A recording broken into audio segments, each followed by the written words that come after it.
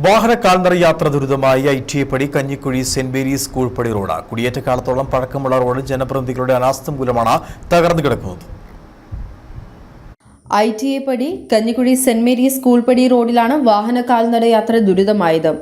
Kanjikuzhi police station, മൃഗാശുപത്രി, Saint Mary's UP school എന്നീ സ്ഥാപനങ്ങളിലേക്ക് എളുപ്പത്തിൽ എത്താൻ പറ്റുന്ന റോഡ് കൂടിയാണിത്. റോഡിന്റെ ശോചനീയാവസ്ഥ മൂലം വാഹനങ്ങൾ കടന്നുവരാതായതോടെ കിലോമീറ്റർ ചുറ്റി കഞ്ഞിക്കുഴി ടൗണിൽ എത്തിവേണം തള്ളക്കാനം, നാലുകമ്പി, കുഴിസിറ്റി നിവാസികൾക്ക് പോലീസ് സ്റ്റേഷൻ, മൃഗാശുപത്രി എന്നിവിടങ്ങളിൽ എത്തിച്ചേരുവാൻ.